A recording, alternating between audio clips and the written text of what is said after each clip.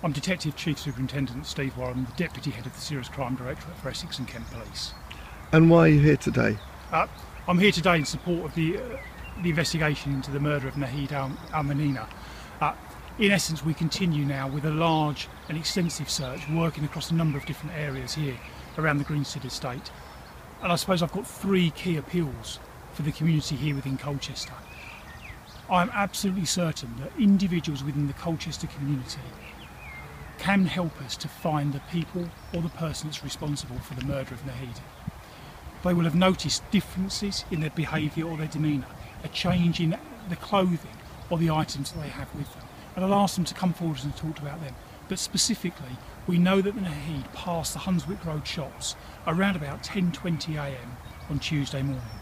Tragically, a short way from here, she was found with significant injuries from which she died at 10:40. Were you in the area of the Hunswick Road shops at 10:20 a.m. on Tuesday morning? CCTV images that we have indicate there were passers-by. You may well have seen Nahid if you're in that area. If you were, please come forward and call us. You can call the incident room on 01245 282 103, or if you wish to remain anonymous, please call Crime Stoppers on 0800 555 111. I'd also ask the residents of the Greenstead estate to check their gardens, bins and outbuildings, and generally be observant. Are there items that appear to have been discarded? Are there items of bloody clothing? Are there items that could be a weapon that have been left there? If there are, again, please contact us. We need your help to find those items. Finally, did you walk the Salary Brook Trail on Tuesday morning? If you did, you may hold vital pieces of information. And again, I'd encourage you to come forward and speak to us. We can deal with the information you provide us with sensitivity and with confidentiality if necessary. But together as a community, we can pull together to help deal with this terrible, terrible set of circumstances. For the moment, are we treating the James Attfield murder and this savage, brutal murder as two separate incidences with two separate senior investigating officers?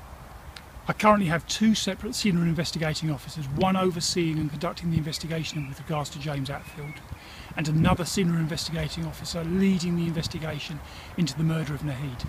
However, very active in our mind is continuing to assess whether or not there may be links between those investigations and whether they should be formally linked. At this time, there is no linking of those investigations, but it remains something that we'll remain open-minded about and will continue to reassess as we move forwards. Do you believe there are only 2 points?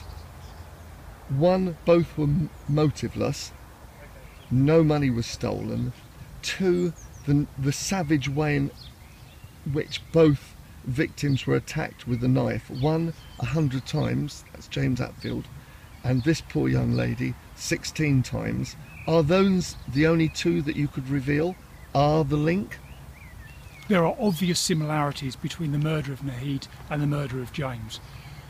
You've mentioned there the knife attacks. You've also mentioned in terms of the other possible similarity between them is their murders both occurred in open spaces on footpaths through open and slightly isolated areas.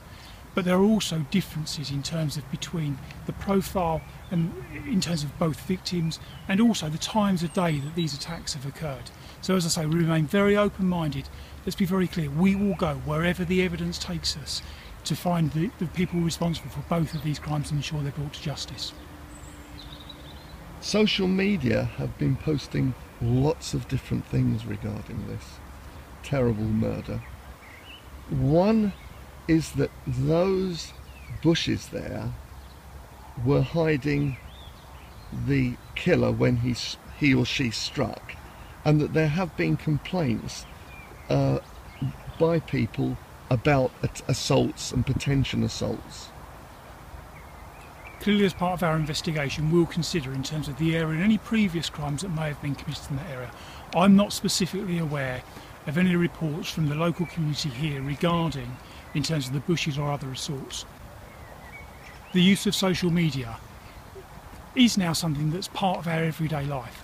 I'd ask people to exercise understanding, courtesy and a degree of restraint in using social media.